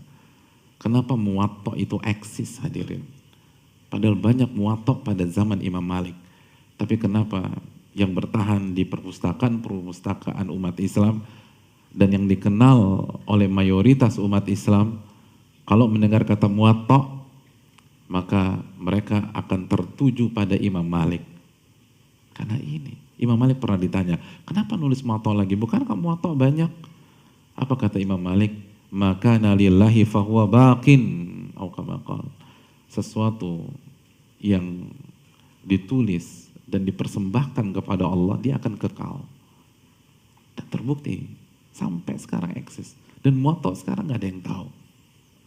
Atau mayoritas nggak tahu, kecuali mungkin ulama besar yang bermain dengan manuskrip, tapi orang awam hanya tahu muwatta Imam Malik. Karena ditulis dari lubuk hati. Ini kunci para ulama. Al-ilmu ibadatul qalbi. Ilmu adalah ibadah hati. Dan ini bukan berarti meremehkan amalan-amalan zahir, tidak. Justru sebaliknya. Kalau hati baik, zahir akan baik. Dan itulah Ibnu Rajab mengatakan kenapa Imam Ahmad bin Hanbal itu kedudukannya lebih tinggi daripada Imam Malik bin Dinar. Karena itu tadi, Imam Ahmad bisa memadukan antara amalan ilmu hati tingkat tinggi dengan halal haram tingkat tinggi. Makanya beliau lebih tinggi, nama beliau lebih dikenal. Walaupun Imam Malik bin Dinar pun juga luar biasa. Maka gabungkan hadirin sekalian, gabungkan. Wallahu ta'ala alam bisawab, ini yang bisa disampaikan. Dan sebelum kita buka sesi tanya jawab, ada hal yang ingin saya ingatkan hadirin yang dirahmati oleh Allah sebentar saja. Hadirin yang dirahmati oleh Allah Subhanahu wa taala, kita akan kedatangan tamu ya, tamu yang luar biasa, tamu yang istimewa, tamu yang bernama Rajab. Allah Subhanahu wa taala berfirman dalam surat At-Taubah ayat 36, Inna iddatas syuhuri indallahi 12 syahra fi kitabillah yawma khalaqas samawati wal ard minha arba'atun hurum. Sesungguhnya jumlah bulan di sisi Allah Subhanahu wa taala ada 12 bulan. Ketika Allah ciptakan langit dan bumi. Dan di antara 12 bulan tersebut Allah ciptakan 4 bulan yang mulia atau yang biasa dikenal dengan 4 bulan haram. 4 bulan yang mulia atau yang biasa dikenal dengan 4 bulan haram. Nabi SAW bersabda dalam hadis Bukhari, Thalathun mutawaliyat, 3 bulan datang berturut-turut, Dzulqa'dah, Dzulhijjah, Al-Muharram, terus yang berikutnya War-Rajabu Mudhar, dan bulan Rajab. 3 berturut-turut, lalu ada jeda, lalu Rajab. Nah, karena ada jeda ini biasanya kita lupa hadirin. Ini bulan yang spesial. Bulan yang spesial. Apa istimewanya? Yang pertama, kata para ulama, singkat saja karena saya ingin mengingatkan, bukan membahas secara komprehensif. Yang pertama, tidak boleh berperang. Kecuali antum diserang. Jadi nggak boleh berperang di bulan ini. Kecuali defensif. Yang kedua, semua amal ibadah yang kita kerjakan di bulan haram, dan Rajab bagian dari 4 bulan haram, pahalanya dilipat gandakan oleh Allah Subhanahu wa Ta'ala. Pahalanya beda. Jadi sholat 5 waktu kita pahalanya beda nih. Puasa Senin Kamis kita pahalanya beda. Zikir pagi sore kita pahalanya beda. Infak sedekah kita di bulan ini pahalanya beda. Pahalanya beda. Dilipat gandakan oleh Allah. Antum datang ke kajian, itu pahalanya beda. Semua dulu. Antum birrul walidain, antum berikan hadiah buat orang tua, itu pahalanya beda. Pahalanya lebih tinggi. Ini bulan Rajab. Seluruh amal ibadah pahalanya dilipat gandakan oleh Allah. Dalilnya tafsir Abdullah bin Abbas dalam surat At-Taubah ayat 36. Antum bisa cek di tafsir-tafsir klasik. Jadi ini waktunya beribadah. Ini waktunya memperbanyak sholat duha. Ini waktunya menjaga rawatib. Ini waktunya memperbanyak sholat sunnah mutlak. Ini waktunya perbanyak puasa. Ini waktunya tambah lagi infak kita. Kalau antum datang ke setiap kajian, biasa ngasih warna hijau, antum kasih warna merah nih bulan ini, gitu. Jadi ini harus diperbanyak hadirin. Kalau biasanya kajian mungkin seminggu sekali atau seminggu 2 kali, di bulan ini tambah datang kajian. Ini pahala beda. Pahala dilipat gandakan oleh Allah Subhanahu wa Ta'ala bulan Rajab. Belum lagi dapat bonus antum hadirin. Yaitu bonus menghidupkan sunnah Nabi yang hampir punah. Itu beda lagi tuh. Man sanna fil Islam sunnatan hasanah falahu ajruha wa ajru man amila bila min ghairi an yanqusu min ujurihim syai'.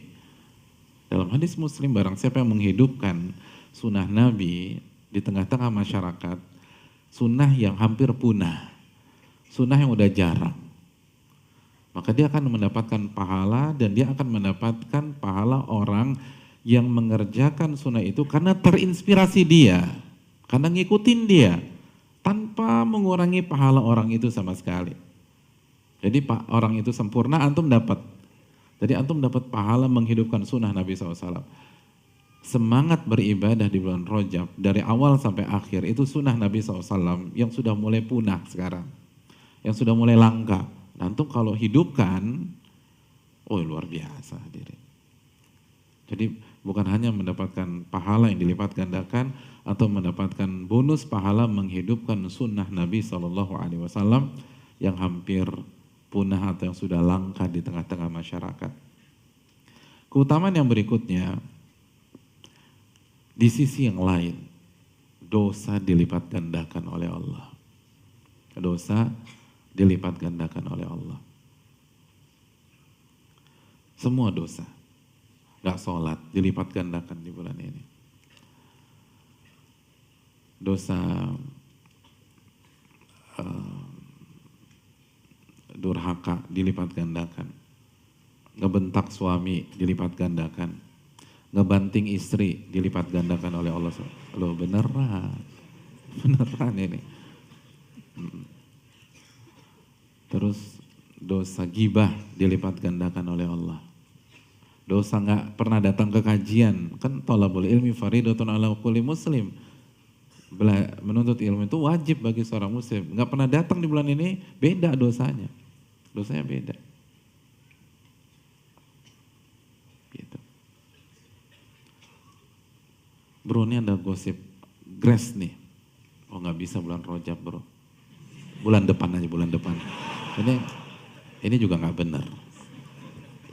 Justru ini jadi momentum untuk mengatakan tidak pada maksiat. Ini momentum mengatakan tidak pada maksiat. Semua maksiat dilipat gandakan, semuanya.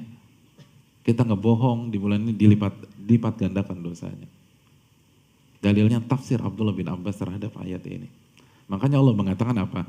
Di ayat Al-Taubah ayat 36 ini, fala tadlimu fihinna anfusakum.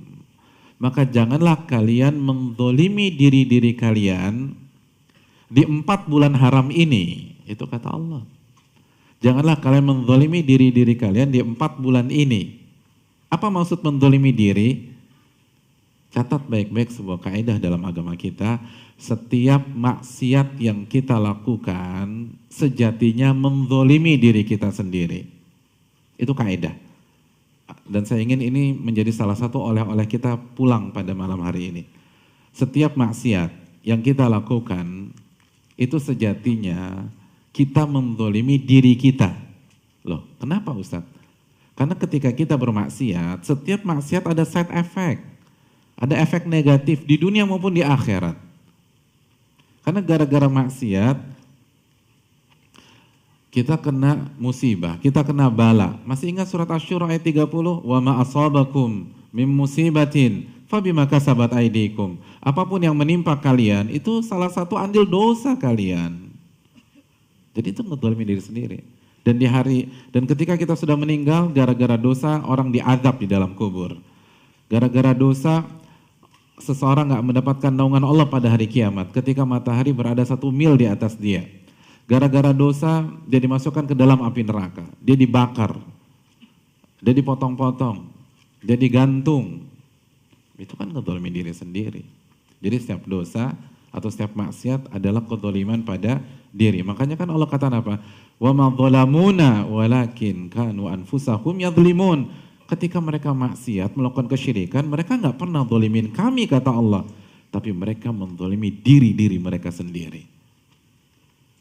In ahsantum ahsantum li anfusikum wa in asatum falaha. Kalau kalian buat baik, itu untuk diri kalian. Kalau kalian melakukan perbuatan buruk, kalian yang akan kena getahnya. Di awal-awal surat Al-Isra. Hadirin yang dirahmati Allah. Maka maksud ayat ini, janganlah kalian melakukan dosa di 4 bulan ini, kata Allah. Apa maksudnya? Apa maksudnya? Janganlah kalian melakukan dosa di 4 bulan ini. Berarti di Syaban boleh dong Pak Ustadz. Rabiul Awal, Rabiul Tsani juga boleh. Hadirin, ini bahasa penekanan. Bukan pengkhususan. Kenapa penekanan? Kata para ulama, karena berdosa di 4 bulan ini dilipat gandakan oleh Allah. Contoh misalnya, antum punya perusahaan. Analoginya gini, antum punya perusahaan. Besok perusahaan antum akan didatangi oleh Menteri Tenaga Kerja. Mau survei. Maka hari ini antum akan kumpulkan pegawai-pegawai antum. Lalu antum akan briefing. Salah satu isi briefing itu mengatakan, besok jangan ada yang datang terlambat. Ada yang nyeletuk. Berarti lusa boleh dong Pak. Ya gagal paham nih orang. Ini bahasa penekanan. Setiap hari nggak boleh datang terlambat. Ditekankan besok. Kenapa? Karena ada tamu istimewa besok. Bukan berarti hanya besok aja nggak boleh datang terlambat. Nah, Allah berfirman, jangan melakukan dosa di 4 bulan ini. Kenapa? Karena dosa dilipat gandakan oleh Allah Subhanahu wa Ta'ala. Adapun hadirin yang dirahmati oleh Allah Subhanahu wa Ta'ala,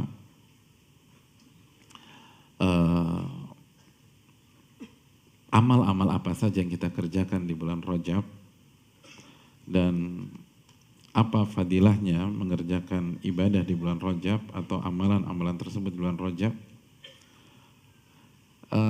Saya ingin to the point saja sama antum. Kita langsung buka saja penjelasan dari pakar hadis kita, Al-Imam Ibnu Hajar Al-Asqalani rahimahullah, ulama hadis dari mazhab Syafi'i, ulama kebanggaan kita, pensyarah Sahih Bukhari. Al-Imam Ibnu Hajar Al-Asqalani itu punya buku khusus, judulnya Tabyinul Ajab Bima Warada fi Syahri Rajab. Buku ini khusus mengkaji tentang riwayat, keutamaan, dan hadis tentang bulan Rajab. Apa kesimpulan beliau? Di halaman-halaman awal, beliau mengatakan begini, Lam yarid fi fadli syahri Rajab wala fi siyamih, wala fi siyami syai'in minhu muayyan, wala fi qiyami lailatin makhsusatin fih. Hadithun sahihun yasluhu lil hujjah. Kata beliau, tidak ada satupun riwayat dan hadis yang berbicara tentang keutamaan bulan Rajab atau puasa di bulan Rajab atau puasa di sebuah hari di bulan Rajab atau sholat qiyamul lail di malam-malam tertentu di bulan Rajab. Hadis yang sahih yang bisa dijadikan hujjah. Gak ada satupun hadis yang sahih. Bukan kata saya, kata Al-Imam Ibnu Hajar Asy-Syafi'i rahimahullah. Terus beliau katakan, ini bukan pendapat saya pribadi. Waqad sabaqani ilal jazmi bidzalika al-Imam Abu Ismail Al-Harawi Al-Hafidh. Dan sebelumnya sudah ada ulama yang memastikan kesimpulan di atas, ulama yang bernama Al-Imam Abu Ismail Al-Harawi Al-Hafidh. Jadi itu keterangan dari Al-Imam Ibnu Hajar. Lalu di satu poin lagi beliau juga menyampaikan di halaman-halaman awal ya, ada beberapa cetakan. Kalau cetakan saya di halaman ke-33, di halaman 33 ini beliau mengatakan wa ammal ahadithul waridatu fi fadli Rajab au fadli siyami au siyami syai'in minhu sarihatun fahiya ala qismaini dha'ifa wa maudu'ah. Adapun hadis-hadis yang berbicara tentang keutamaan bulan Rajab atau keutamaan puasa di bulan Rajab atau puasa di sebuah hari bulan Rajab, maka hadis-hadis itu terbagi menjadi dua kelompok, dua kelas. Jadi beliau mau membuat klasifikasi. Seluruh hadis yang berbicara tentang keutamaan bulan Rajab, puasa bulan Rajab, itu kemungkinannya cuma dua. Yang pertama dhaifah, hadis-hadisnya dhaif, atau yang kedua wa maudu'ah, hadis-hadisnya palsu. Opsinya cuma dua, kalau nggak dhaif palsu. Jadi nggak ada satupun hadis yang sahih. Artinya, silakan perbanyak ibadah di bulan Rajab. Bukan karena ada fadilah khusus di sebuah hari di bulan Rajab atau hari-hari tertentu di bulan Rajab, tapi dasar kita karena bulan Rajab adalah satu dari 4 bulan haram yang dimuliakan oleh Allah Subhanahu wa taala di dalam surat At-Taubah ayat 36. Dan silakan perbanyak puasa di bulan Rajab. Karena sebagian salaf itu sangat semangat berpuasa di bulan haram.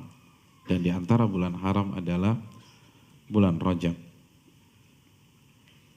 Al-Imam Nawawi dalam kitabnya Al-Majmu' Syarah Muhadzab, ini buku luar biasa.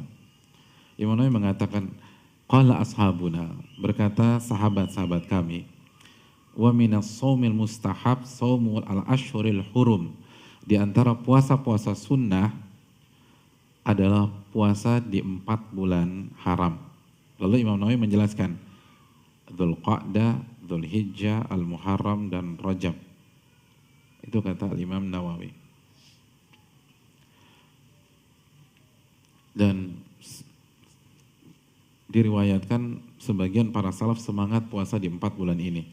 Di antaranya Ibnu Umar, Al-Hasan Al-Basri, Abu Ishaq, bahkan Sufyan Ats-Tsauri, salah satu ulama besar, mengatakan Al-Ashhurul Hurum ahabbu ilayya an asuma fiha. 4 bulan haram adalah waktu yang paling aku sukai untuk berpuasa sunnah. Jadi 4 bulan haram adalah favoritku nih untuk puasa sunnah. Jadi perbanyak puasa sunnah. Dan memperbanyak puasa sunnah di 4 bulan haram, hadirin. Dan di antara 4 bulan haram, bulan Rajab adalah madhab mayoritas para ulama jumhur para ulama. Ini adalah mazhab Hanafiyah, Malikiyah, Syafi'iyah, dan sebagian Hanabilah. Jadi mazhab Hanafiyah, Malikiyah, Syafi'iyah, dan sebagian Hanabilah mensunahkan memperbanyak puasa di 4 bulan haram, dan di antara 4 bulan haram itu Rajab. Tapi yang perlu diingat adalah nasihat para ulama, salah satunya nasihat Imam Syafi'i, jangan puasa full. Kenapa? Karena para ulama tidak suka jika kita berpuasa di sebuah bulan seperti kita berpuasa di bulan suci Ramadan. Makanya dalam riwayat Umar itu pernah memaksa seseorang membatalkan puasa sunnahnya di bulan Rajab. Dijelaskan maksudnya agar tidak menyerupai Ramadan, bukan tidak boleh berpuasa di bulan Rajab. Dan ini juga nasihat dari Al-Imam Asy-Syafi'i rahimahullahu ta'ala. Jadi silakan bebas mau perbanyak di awal, mau perbanyak di tengah, mau perbanyak di akhir, bebas. Perbanyak puasa di bulan ini, bulan Rajab. Ini yang bisa disampaikan, semoga kita bisa menghidupkan sunnah Nabi SAW di bulan Rajab dan bisa semangat beribadah sesuai dengan kemampuan kita, sesuai dengan pintu yang dibukakan oleh Allah Subhanahu wa taala, dan kita buka sesi tanya jawab. Wassalamualaikum warahmatullahi wabarakatuh.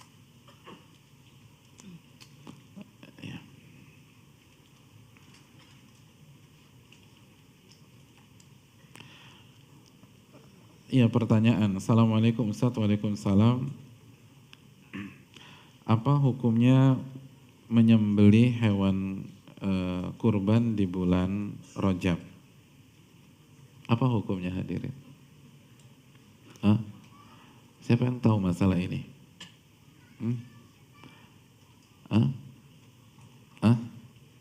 Siapa yang tahu masalah ini? Apa hukumnya? Hadirin yang dirahmati oleh Allah Subhanahu wa taala, masalah ini khilaf di tengah-tengah para ulama. Karena ada beberapa dalil. Di antaranya Nabi mengatakan al-atiratu haqqun. Hadis riwayat Imam Ahmad. Dan dihasankan sebagian para ulama, di antaranya Al-Imam Albani rahimahullah. Kata Nabi SAW, menyembelih hewan kurban di bulan Rajab hak. Benar tuh. Bukan salah, benar. Lalu dalam riwayat yang lain, kalau nggak salah riwayat Imam An-Nasa'i dan disahkan oleh Imam Az-Zahabi, Nabi mengatakan man syaa atar wa man syaa lam ya'tir. Barang siapa yang mau menyembelih di bulan Rajab, silahkan, kata Nabi. Barang siapa yang enggak menyembelih, silahkan.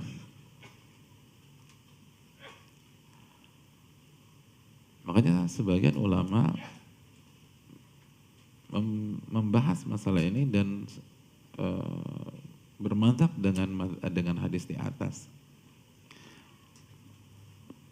Tapi wallahu ta'ala alam, dengan keterbatasan ilmu saya lebih cenderung ke pandangan atau pendapat ulama yang mengatakan bahwa hadis-hadis di atas sah, tapi sudah dimansuh, sudah dihapus oleh sebuah sabda Nabi dalam hadis Bukhari, la fara' wala atirah.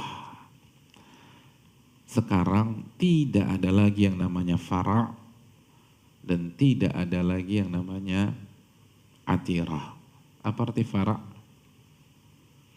Fara' itu menyembelih salah satu seekor hewan ternak tanda bersyukur kepada Allah Subhanahu wa taala yang dilakukan di masa jahiliyah dulu dan sempat dibiarkan di masa Islam, lalu Nabi hapus hukumnya, nggak ada lagi itu fara'. Dan yang kedua atirah. Atirah itu menyembelih di bulan Rajab. Jadi sekali lagi antum harus tahu masalah ini masalah khilaf para ulama.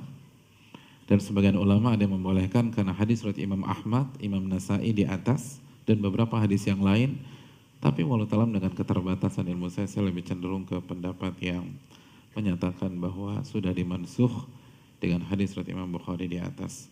Wallahu taala alam bisawab.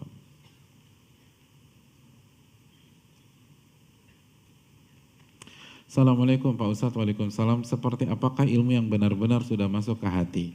Terkadang saya suka membagikan ilmu yang saya sudah pelajari untuk mengingatkan sesama atau teman saya yang masih suka bermaksiat.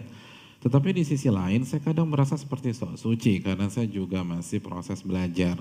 Terima kasih Pak Ustadz, jazakallahu khairan. Iya. Terima kasih banyak atas pertanyaannya. Jawabannya, sok suci itu di hati, bukan apa yang kita lakukan di konteks real ya, secara zahir. Jadi secara zahir share ini positif, asal sebagaimana kita bahas, sebagaimana penjelasan Imam Nawawi dan para ulama yang lain sebutkan referensi. Jangan seolah-olah itu hasil penelitian kita. Orang awam tidak boleh berfatwa dan tidak boleh bicara agama kecuali sebagai jembatannya para ulama atau penyambung lisannya para ulama dan caranya dengan menyebutkan referensi.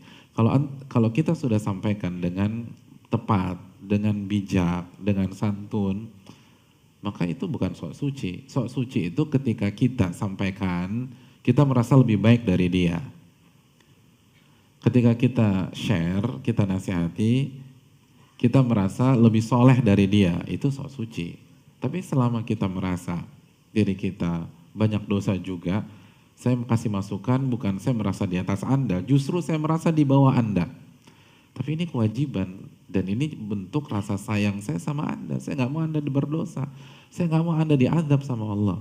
Nah ini, kan itu kan ucapan para ulama. Ulama mengatakan kan zuhud yang sejati dan tawad yang sejati adalah apabila kita bertemu dengan seorang muslim, lalu kita merasa huwa khairun minhu, dia itu lebih baik daripada kita. Jadi sudahkah ketika kita memberikan nasihat, masukan, atau mengkritik, atau mungkin membantah, yang ada dalam hati kita, kita ini di bawah dia. Saya mengkritik semata-mata karena ini amanat ilmiah. Karena perintah Allah amar ma'ruf nahi mungkar. Lalu karena saya sayang sama dia, karena saya nggak mau dia berdosa, lalu nanti diadab sama Allah Subhanahu Wa Taala. Ini yang perlu kita camkan bersama-sama. Wallahu ta'ala bisawab. Sebelum saya jawab pertanyaan ketiga, saya mau tanya dulu nih. Tapi ini buat anak-anak. Anak-anak udah pada tidur belum? Jam berapa? Jam 9? Belum? Mana anak-anak, coba angkat tangan anak-anak. Semuanya angkat tangan. Nggak boleh dengar hadiah ya. Anak-anak, saya anak dari ibu saya Pak Ustadz. Iya, ini anak-anak. Yang masih kecil. Yang belum balik. Nggak ada, udah pada tidur nih. Ya, pertanyaan saya buat kalian adik-adik. Sebutkan rukun iman secara komplit. Siapa yang bisa? Dapat hadiah. Rukun iman. Kamu tuh kamu.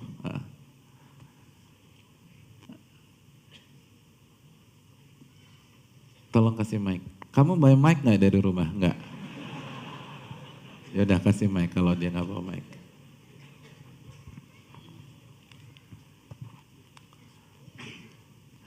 Yang akhwat-akhwat siap-siap habis ini saya mau tanya ke anak-anak kecil akhwat kita. Nama kamu siapa? Hashim. Hashim kok belum tidur? Ini jam 9:02 loh.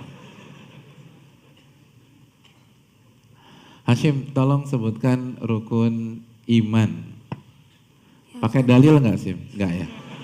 Nggak usah pakai dalil. Rukun iman. Yang pertama.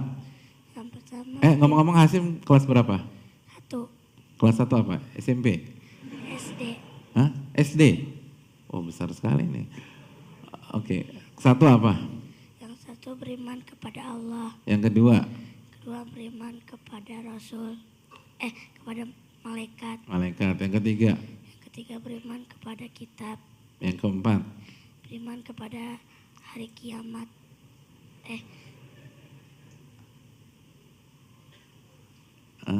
Yang keempat apa? Keempat, beriman kepada Rasul. Rasul. Yakin? Ya udah. Yang kelima? Yang kelima, beriman kepada hari kiamat. Yang keenam? Beriman kepada qada dan qadar. Masya Allah, barakallahu fiik Hashim. Ya, ada nanti ke panitia ya Hashim ya. Ya makasih Hashim. Yang buat apa akhwat, sebutkan rukun Islam secara komplit. Ada yang tahu nggak? Rukun Islam. Sebentar Ustaz. Ada nggak mau. Hah? Apa katanya? Sebentar Ustaz, sebentar. Ayo sayang. Ibunya nggak boleh jawab ya. Ketahuan dari suaranya pokoknya. Bismillah. Mau nggak sayang? Assalamualaikum. Waalaikumsalam. Kamu namanya siapa? Kaili. Ai. Kaililah. Kaila umur berapa Kaila? Kelas 4. Kelas 4. Kelas 4 udah balik belum sih? Ya udah nggak apa-apa. Kaila jawab Kaila.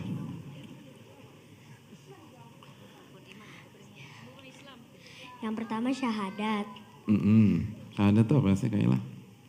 Yang kedua sholat. Syahadat tuh apa Kaila? Asyhadu alla ilaha illallah wa asyhadu anna muhammadar rasulullah. Terus yang kedua? Sholat. Terus yang ketiga?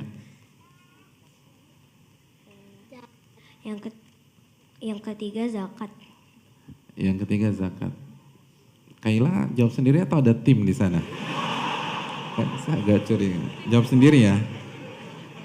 Ya, yang keempat? Zakat. Yang keempat apa? Zakat, bilang zakat. Oh iya. Itu ketiga, yang keempat. Yang ketiga berpuasa. Oh iya. Yang ketiga zakat atau puasa? Puasa. Yang keempat? Zakat. Zakat. Yang kelima? Haji. Haji. Jika Masya mampu. Allah. Apa? Jika mampu. Oh jika mampu. Yakin Kaila? Yakin? Yakin nggak? Kaila udah tidur? Hilang suaranya. Insya Allah yakin. Masya Allah. Jadi pertama syahadat, terus sholat, terus puasa, terus zakat, terus haji jika mampu. Tapi masih salah tuh Kaila. Kurang tepat nih Kaila. Siapa yang bisa bantu Kaila? Siapa yang mau bantu? Tapi Kaila dapat hadiah. Kaila dapat hadiah. Makasih banyak Kaila ya. Dan saya nggak kasih tahu salahnya di mana. Biar ini. Kaila dapat hadiah. Ada satu lagi nggak biar cepet? Ada Ustaz. Iya ya. Siapa? Gak mau.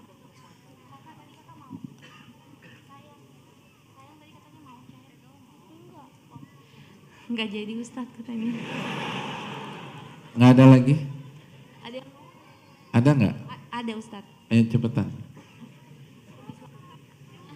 Kalau nggak kita lempar ke anak-anak cowok.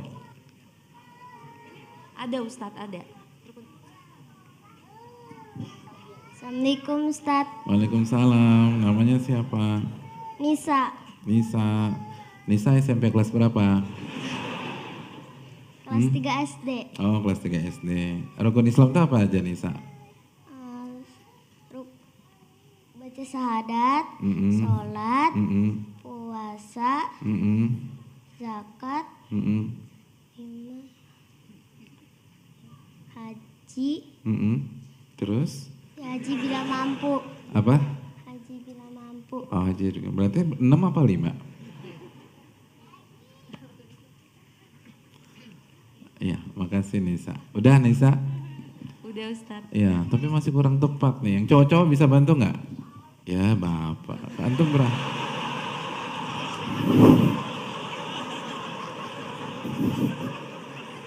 Antum kelas berapa Pak?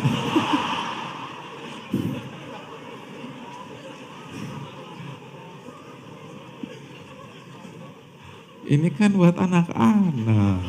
Yang anak-anak.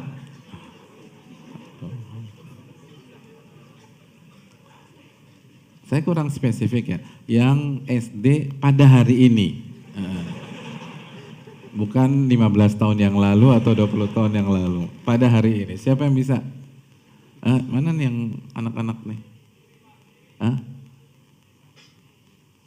Ya jangan dipaksa Pak kalau anaknya nggak mau. Kayaknya ambisi orang tuanya nih. Kamu mau jawab nggak? Siapa namanya? Siapa yang mau jawab? Rukun Islam loh ini. Waduh bahaya nih rukun Islam. Rukun Islam, masa nggak tahu? Oh ya, belakang.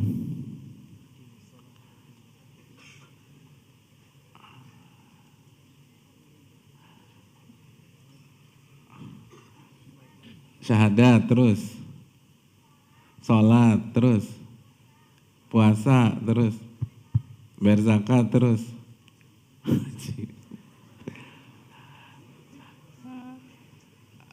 Apa? Haji kalau mampu. Oh ya, bukan haji kalau mampu, tapi haji jika mampu. Makasih.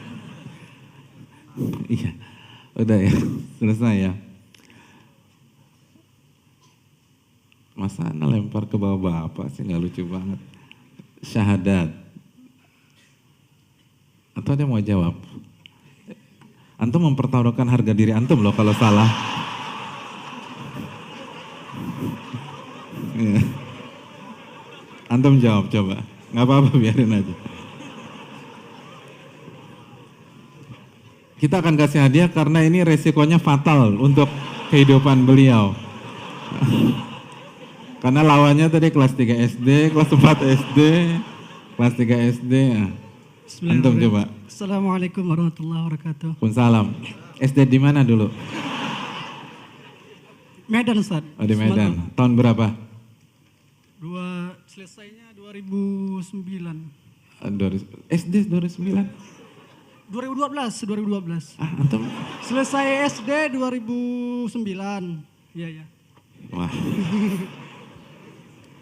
Openingnya aja meragukan. Coba.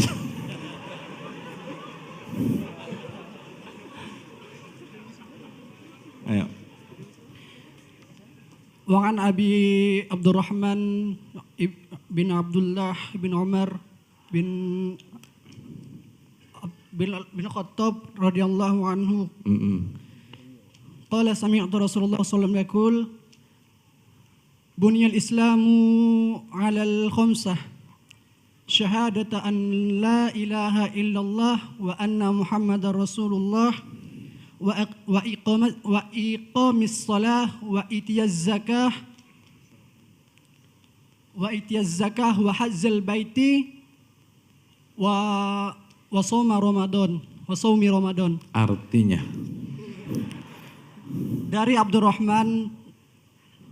dari Abi Abdurrahman bin Abdullah bin Umar bin Khattab radhiyallahu anhu, aku mendengar Rasulullah SAW bersabda,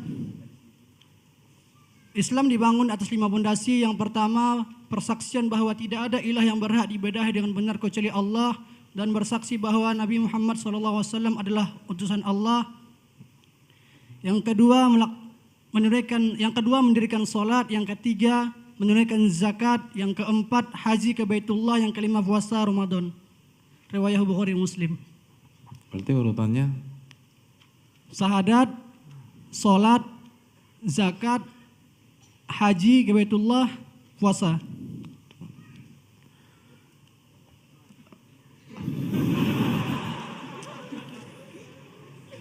Antum bikin PR baru sih.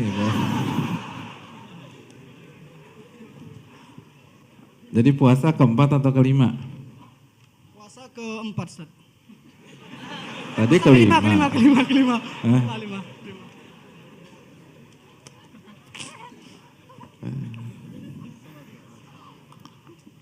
Apa kita lempar ke yang lain? Tapi Di Arba'in Nawawi kayak gitu, Ustaz tadi. iya saya tahu. Makanya saya bilang antum kasih anak PR baru untuk menjelasin tuh hadis. Iya, langsung aja ya.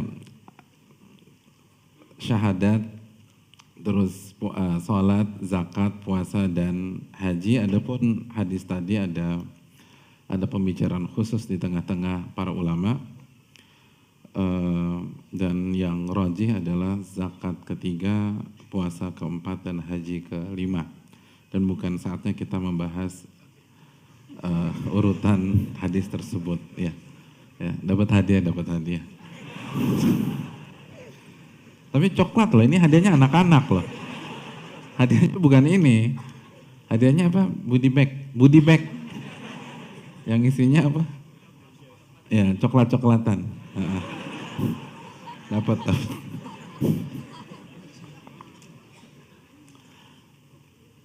Ya, pertanyaan berikutnya, Ustadz, bagaimana agar ilmu yang kita dapat di kajian bisa kita terapkan di kehidupan sehari-hari? Contoh agar kita menjauhi kemaksiatan yang kita tahu bahwa hal tersebut tidak boleh, tapi tetap saya akan lakukan. Dan apakah kajian ini disiarkan secara live? Jika iya, apa channelnya, Ustadz? Ya, terima kasih jazakallahu khairan atas pertanyaannya. Yang pertama, minta pertolongan kepada Allah Subhanahu wa taala biar Allah mudahkan kita beramal sebagaimana Allah mudahkan kita untuk hadir di kajian. Yang kedua, pelan-pelan makanya belajarnya. Karena semakin kita ngebut belajarnya, maka PR kita untuk mengamalkannya juga harus semakin banyak, dan banyak orang nggak kuat. Makanya kan kata Imam Az-Zuhri, man rama ilma jumlatan dhahaba anhu jumlatan. Barang siapa yang belajarnya sekaligus maka akan hilang sekaligus. Itulah alasannya kenapa para sahabat sebagaimana dikatakan Abdullah bin Mas'ud itu belajar 10 ayat lalu diamalin dulu, 10 ayat diamalin, 10 ayat diamalin. Karena jadi salah satu kiatnya belajarnya harus bertahap. Terus yang berikutnya, tumbuhkan muraqabatullah, tumbuhkan merasa diawasi oleh Allah. Terus cari lingkungan sama teman pergaulan yang semangat mengamalkan ilmu. Adapun kajian ini disiarkan secara live. Kalau saya jawab ya, jangan-jangan nggak datang lagi minggu depan nih. Udah saya live aja lah Pak Ustadz. Tapi enggak ya, ini disiarkan live ya di channel, iya di YouTube dan di Facebook. Di YouTube Muhammad Zulfikri dan di Facebook dengan nama yang sama. Mungkin itu ya, terima kasih. Dan beberapa hari kemudian insya Allah di-upload. Ya, saya rasa cukup. Dan sebelum saya tutup hadirin, ada pengumuman. Insya Allah kita akan buka, bukan kita, sebenarnya masjid ya, masjid dan kita support. Kita akan buka kelas tahsin, dan khususnya bagi yang belum bisa baca. Khususnya bagi yang belum bisa baca. Bagi yang berminat, itu bisa mendaftar pada ba'da kajian ini, atau kalau yang nggak hadir atau yang apa, pekan depan insya Allah masih bisa. Dan tesnya pekan depan di hari Sabtu. Di hari Sabtu pekan depan, dan akan diumumkan di web atau di sosmed kita, dan atau diumumkan oleh panitia ketika kita mendaftar jika sudah siap. Dan waktunya insya Allah sebelum maghrib. Jadi waktunya setiap Sabtu sebelum maghrib. Jadi setelah kelas baca Al-Quran atau tahsin, maghribnya baru kita kajian. Dan itu rutin. Dan ini kesempatan baik bagi kita yang belum bisa membaca Al-Quranul Karim, dan tempat terbatas, makanya akan ada tes. Dan jangan minder untuk untuk mendaftar, karena bisa jadi kalau harus bersaing gitu, misalnya antum Iqra 1 aja nggak pernah lulus-lulus selama ini. Lalu antum bersaing dengan orang yang punya hafalan 15 juz.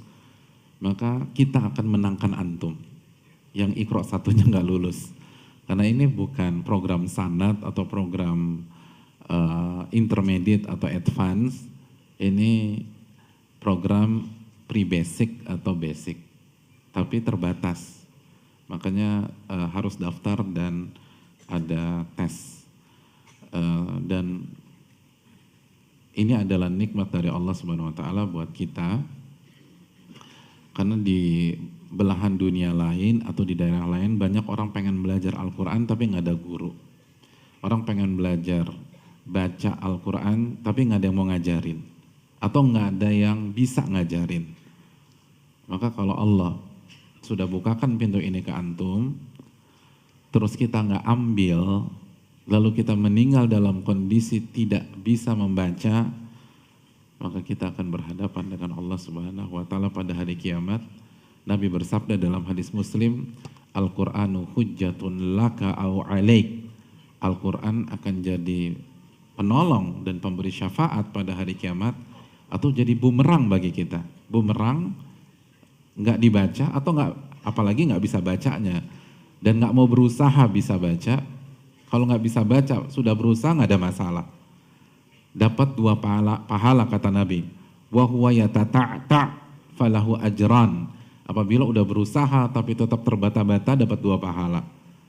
Tapi kalau nggak mau berusaha, nggak mau belajar, ini yang bahaya di hari kiamat kelak. Dan sekali lagi bisa baca Al-Quran, fadilahnya luar biasa. Al-Quran akan jadi syafaat pada hari kiamat.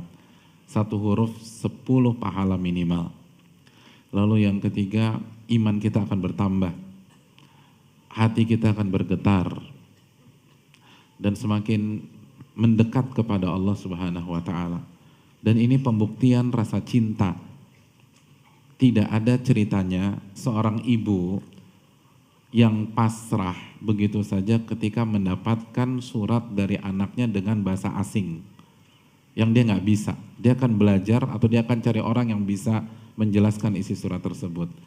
Nah kalau kita ngaku cinta kepada Allah, masa nggak punya hasrat untuk belajar membaca firman-firman tersebut.